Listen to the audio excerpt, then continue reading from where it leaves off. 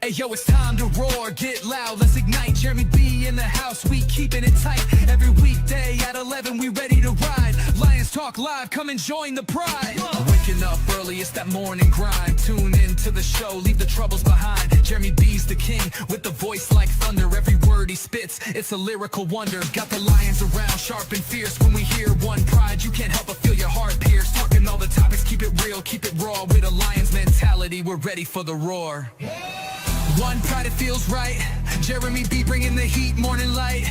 Every weekday at 11 we taking flight. Lions Talk Alive, yeah, we ready to bite.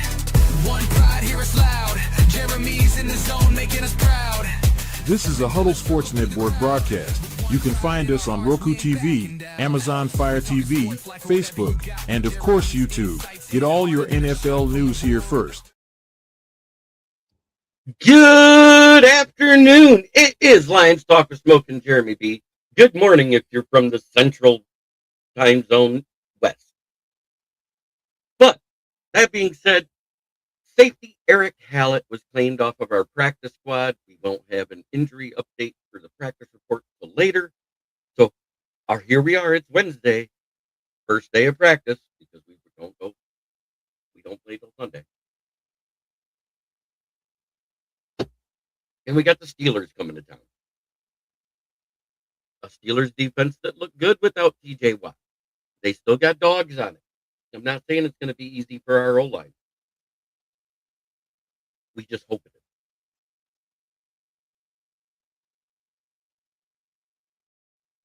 But Eric Hallett is now a Tennessee Titan. It's a damn shame.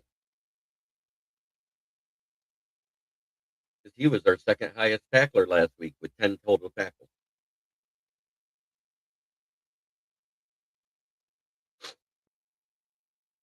So that means we got to get DeMonte KZ and Jalen Mills up to speed quicker.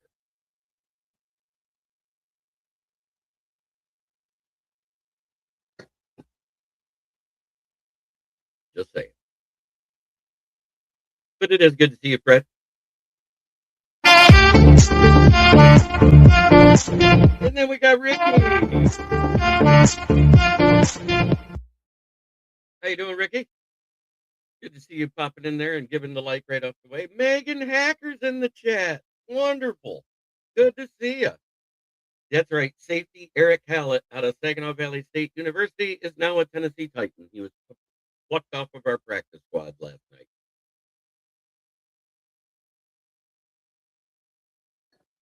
As a matter of fact, he was plucked off our practice squad while I was on with Ralph Williams talking about the Detroit Lions because, he's a Steelers guy.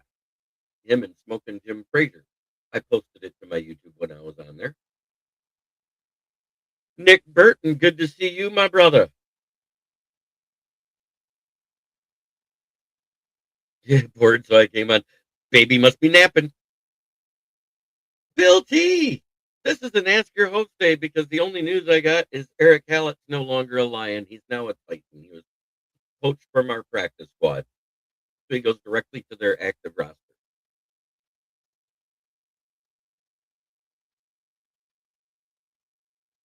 Lunch. Got it.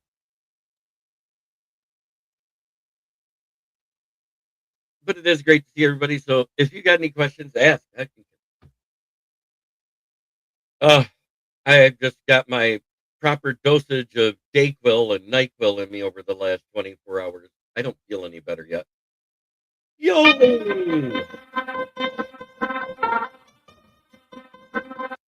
We're quickly approaching. We're 8 days away from what? Christmas? Yay! The year's almost over, which means on top of that, the season's almost over. Football's almost done. College started bowl games. I don't know if anybody watched it last night. I didn't. I have no interest.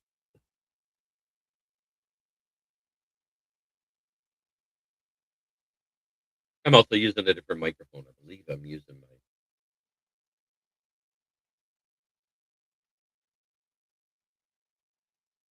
Oh, I'll tell you what. I still feel like I've been shot at and missed and shit at and hit. But other than that, I'm fine.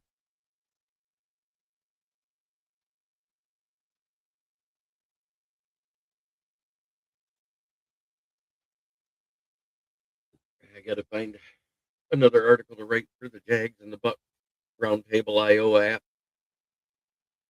I'll figure it out, but I got to work today, so it won't be till tonight. But I do think we need to get an offensive coordinator. I don't know who they're thinking of because there's been no grumblings of it whatsoever. All I know is the first 10 weeks we had 45 explosive plays. The last 6, and Stan Campbell took over in week 10, the play calling, we've had 43. We've only managed to score 50 less points than we did in our first 9 games total. So if you look at that, so we've only scored 50 less points. We're only 2 less explosive plays in 6 weeks. I don't think offense is the problem. We had one bad offensive game versus a great defense. Exactly. That's what I'm saying. And he barely used trick plays the first 9 weeks either. We're just using none right now because Dan Campbell's simplifying it, trying to correct what's been going on. Morton was right. He failed JMO on usage because look at what JMO's done over the last 6 weeks. I think he has 900 yards on the season now. He wasn't fired. He was an assistant there. He wasn't the OC. He was just the passing game coordinator, and we poached him.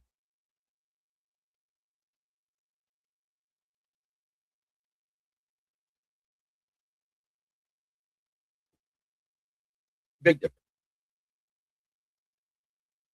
In other news, I know somebody that we wanted, but he's done nothing for that team. Matthew Judon was just released by Miami, sent to waivers. I'm not saying we need him, but for a fraction of a season, a rental player to come in and help bolster the rotation of defensive ends and linebackers, I'm not against it. I'm just not for it. Because I think we need the secondary help more than we need the front seven. The front seven's been doing great. Overall, we still haven't given up a 100-yard rusher. We still haven't, it's crazy the way people talk. You would think that we were getting blown out every game by 30, 40 points, and that hasn't been the case. We just went toe-to-toe with the Rams and scored 34 points to their 41. Yeah, Tua was benched, which means it's Quinn Sewers' time because they know that what they got was that. Yep. Like I said, as a rental, I don't mind it, but I'm not going to cut somebody to get him, somebody that's playing good. Who do you cut? Out of the linebacker room, maybe Ty Summers to pick him up. But he's on the practice squad. So that's what you'd be doing is adding him to the practice squad and rotating him in. I think we need more safety help. I know Jalen Mills and DeMonte KZ are on the back end of their careers, and they were good to great at one point in their career. But are they that now? No. Otherwise they wouldn't have been available. It's putting a Band-Aid over something that needs a tourniquet. I would have called Justin Simmons, who played great last year and he actually worked out in the offseason, but just been sitting there because he got waived. Now a free agent. That's who I'd have called.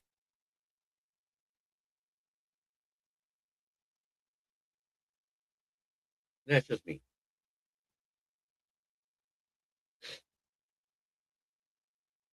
Yep, they did. That was a good move. And they did it ahead of time.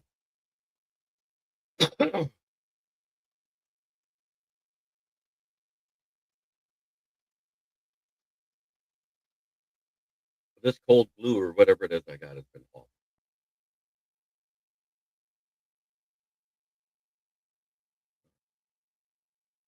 There is no in between. I'm either sweating or freezing. My nose is finally starting to clear up a little bit. That's why I sound better.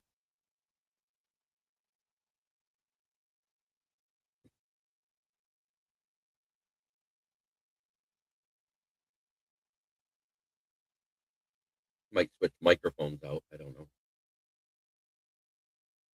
I need to get a better microphone anyway. Time to upgrade. Maybe I'll do that this week. So tell me, what's your questions? Got 24 people watching. I see one like on the Facebook side. Make sure you hit those likes up because that helps the algorithm that keeps me at the top of your notification. The Bill T, Steve Bauer, Nick Burton, Ricky Scott, Megan Hacker, all good to see you here. Right. Rather be fishing Fred. I saw you comment too.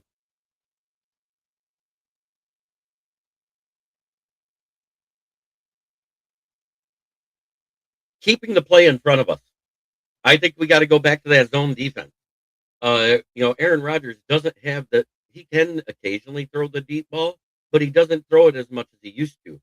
So you can let your defensive sit in zone coverage and yeah, yeah, that was his best game of his career. That was the best prime time. Good. I'm glad you're still here, RBF Fred, or affectionately named by my co-host,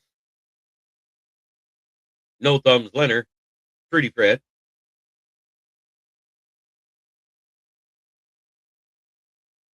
No, it's actually the Bears need to win.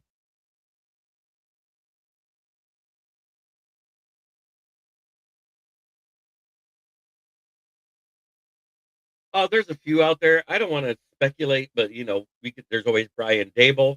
I think he'd be a good offensive coordinator.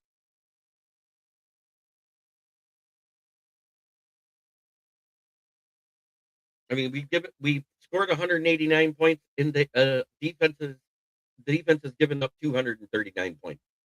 Or 219 points. Excuse me, 30 points. If we'd have won those games, we'd be sitting at plus 100 on the point differential instead of plus 84 because we've actually blowed out a few teams. But people don't want to hear this. They don't want to hear the facts of the matter that the defense is giving up more points than we're scoring. And that's crazy because we're the highest scoring team in the NFL still, even after the Rams beat us by 7 points.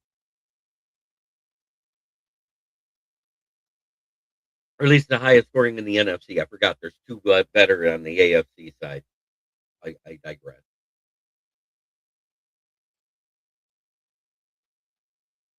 But tonight will be the NFL Roundtable Talk. Yes, good to see you, Brent. How you doing, Harpazo? Harpazo.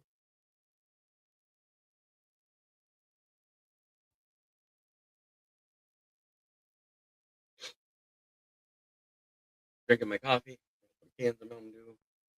Feeling good.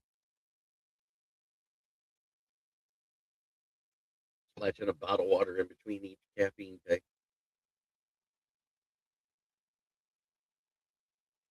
Okay.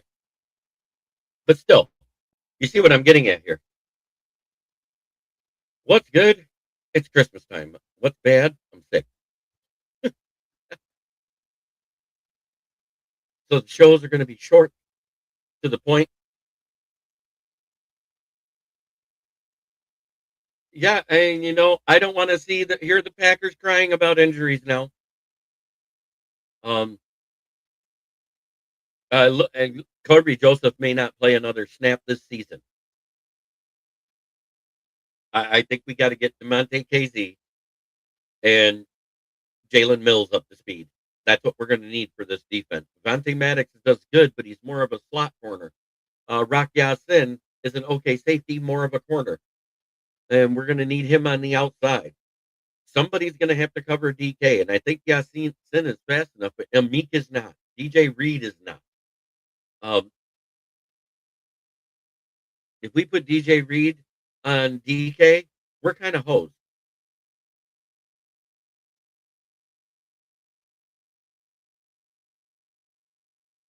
TA's out for the season. We got everybody. We don't get Brian Branch or Kirby back, from what I'm hearing. Kirby had a setback last week, so it's looking like he may end up needing that knee repair surgery to be able to come back next year. It sucks. He should have did it right away instead of playing around and practicing on it and making it worse.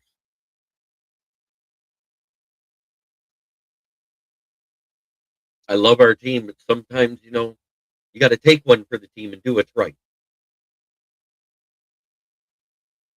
Keeping him on the active roster as a healthy scratchy. Rakestraw hurt his shoulder in the preseason. He's been out all year. We've never seen him take the field. He had shoulder surgery. TA had shoulder surgery. Brian Branch, Achilles tendon tear. Exactly, because if you don't shut him down now, it could actually ruin his career with that injury without surgery. So he needs to get the surgery because it does not repair itself by just resting it. It's not inoperable, but I'd rather Kirby just go to the IR and get the surgery done. That way he's not even allowed in the facility. He's not allowed to practice. He's not allowed to do nothing but rest. We got Steve Bauer and Ricky with the likes on Facebook. Thank you. Thank you. We appreciate that.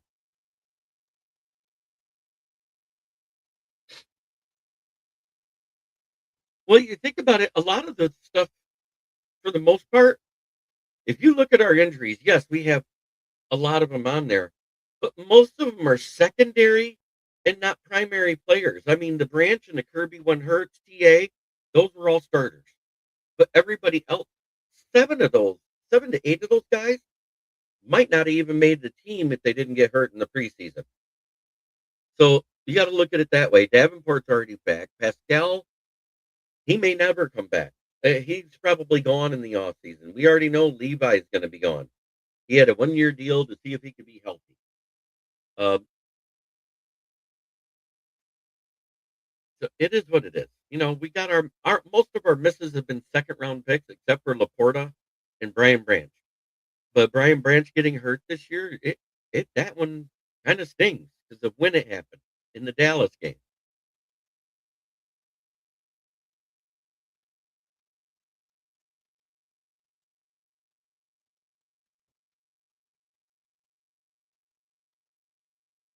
So, and the main thing that needs to change is look at all the places where the knees and the ankle injuries are coming from. They all have this new slit turf crap that they decided to install this offseason. It makes sense to me why it's screwed up.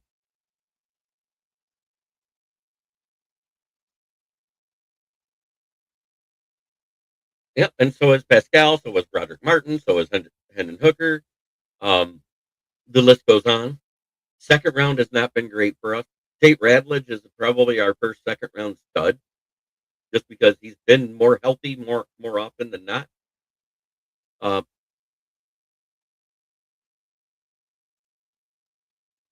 I hate that you don't hear about an injury on a player until after the draft. That's not fair to the scout that you hear, oh, well, he's injured from the bowl game. Well, then why didn't anybody tell you? Sometimes I think some homework's got to be more than just game film and what you see on the TV. But Levi 100% is a bust. The bad part is when he was in, you saw the flashes. He was brilliant. You saw he had the talent. But medically, he's a bust.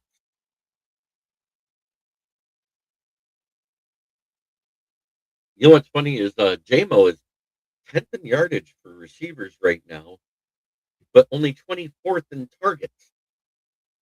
Can you imagine?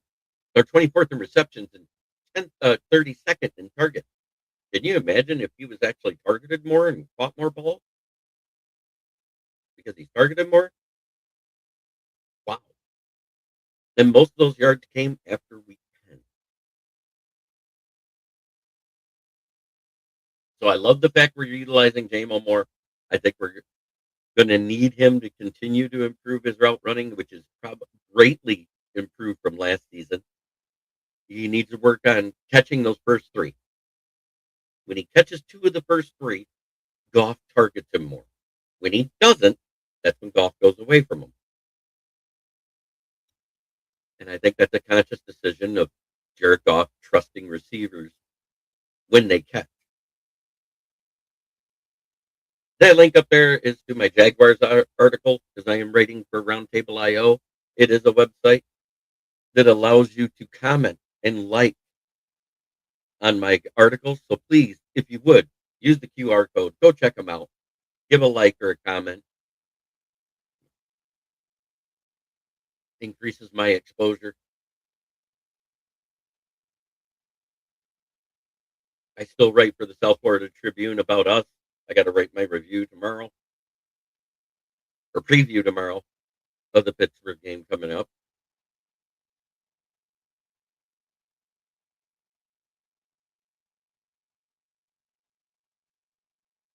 At least in those first three passes. Once he does that, Goff trusts him. Doesn't care what happens after that. Because we've seen it. We've seen him catch 2 or 3 passes, then he'll drop one, and Goff will go back to him the next drive.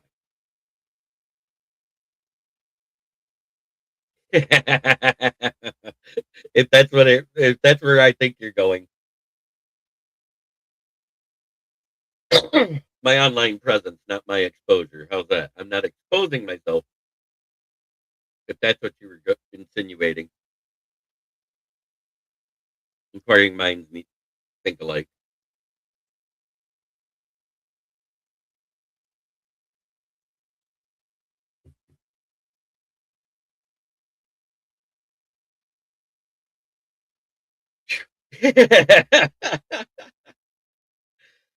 But other than that, there isn't a lot of news out there because they just got back to practice today. We'll get more. But we know that the Dolphins have sat Tua down, and it's Quinn Ewers' time. I called him Quinn Sewers because I never liked him at Texas.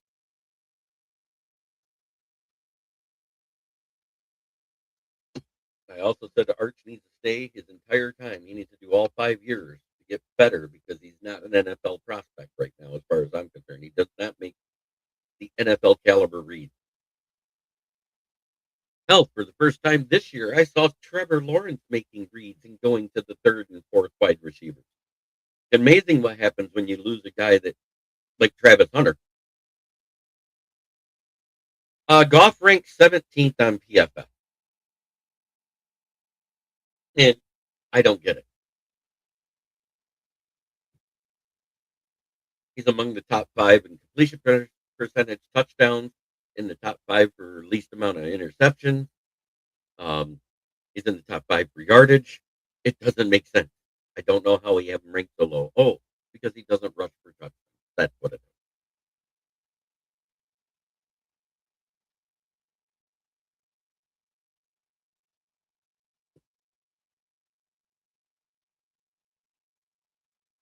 Amazing. Amazing what they're doing to Goff on PFF.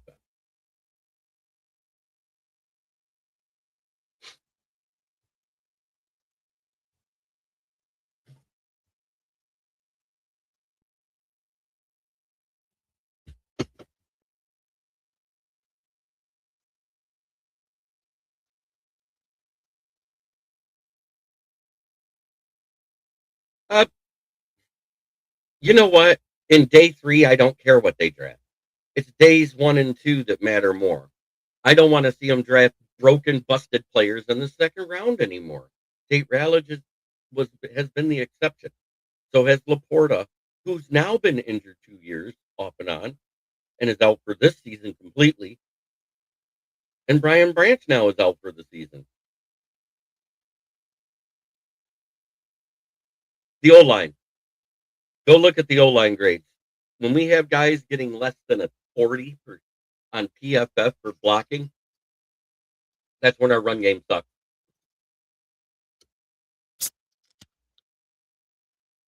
Tristan Colon is not good enough. I don't know why Miles Frazier played 6 snaps.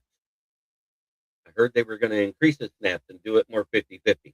He played 6 snaps. I don't even remember seeing him on the screen. That's how bad it was.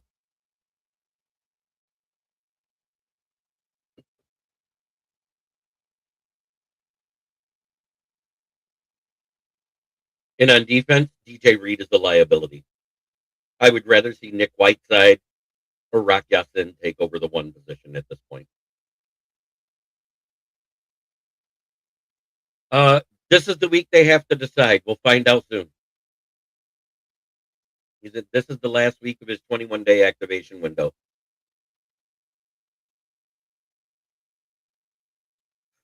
I think the DJ Reed experience is done, in my opinion.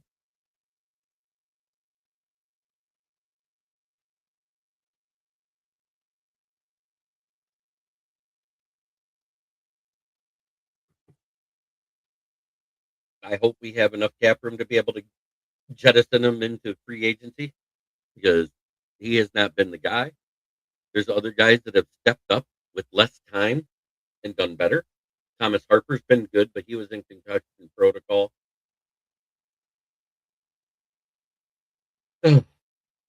It's been rough. Rough.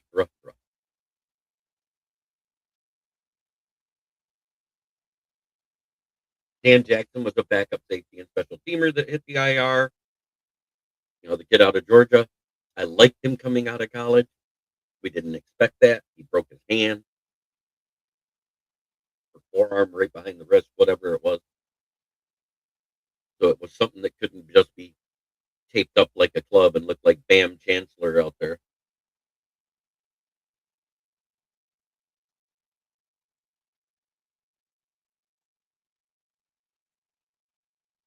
But as we head into the weekend,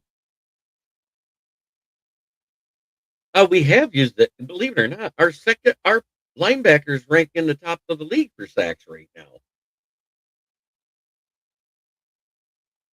Like I said, first in pressures, second or third in sacks right now. So we're using the linebackers. It's just the defensive line isn't getting home. And it's crazy. We look worse when Aleem McNeil's in there than when it's Talik Williams and Roy Lopez. We definitely look worse when Reeder is in there for Williams. I don't get it. I think Aleem hasn't looked good since the Buccaneers game.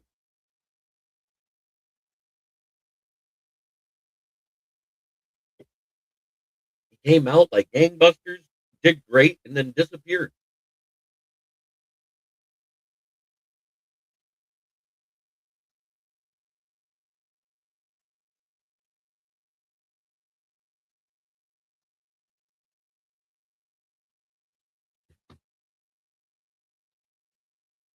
And Jack Campbell's having one hell of a year, but he's only one guy. Aiden Hutchinson's having a good year, not great. But we've seen in the Bucks game, it made a huge difference.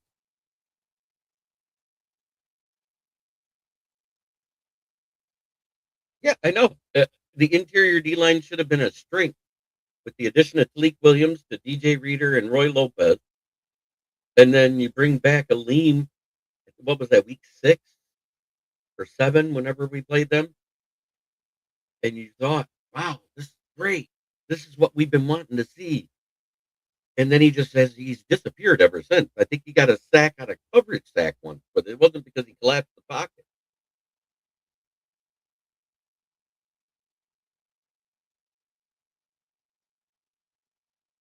So you got Aleem not collapsed in the pocket. AQM disappeared at the same time that Hutch got his contract for 5 straight weeks until the week before when he blew up and got 3 sacks. But that was versus the Cowboys, which Aiden Hudson played all over that line, had pressures everywhere, and forced them into AQM on a couple of them. So, and everybody's acting like he's getting paid that money this year. That's 2 years down the road when he gets paid. This season is almost done on his rookie contract, and next year is his 5th-year option. So there's that yet. Then he starts making the big money. I don't get this mentality. Oh, he quit because he got paid. I haven't seen him quit yet. They're fair. It's not great. Let's face it. Aaron Rodgers has missed a couple of games. Mason Rudolph has started a couple of games because that O-line gets them beat up.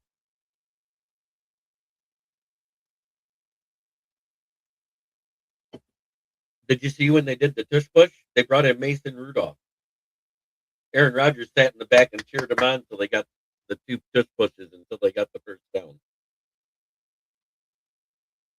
He was there for moral support. He stood way back there like in a tailback position and never got in the scrum. It was 10 versus 11. How they got the first down, I don't know. That was versus the Bears defense. The Bears defense are quietly getting better, but they're still suspect a big run. So that's where I'm at with it. God, I hate being sick with a passion.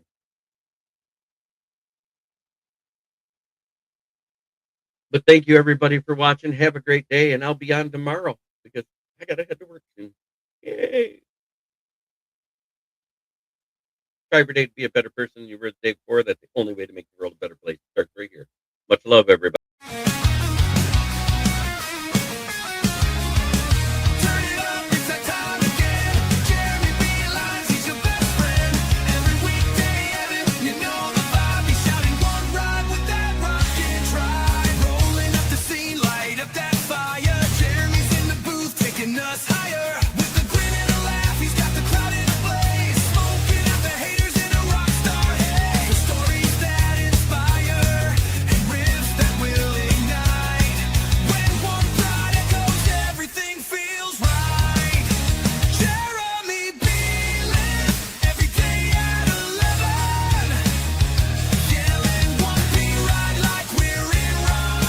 This is a Huddle Sports Network broadcast. You can find us on Roku TV, Amazon Fire TV, Facebook, and of course YouTube. Get all your NFL news here first.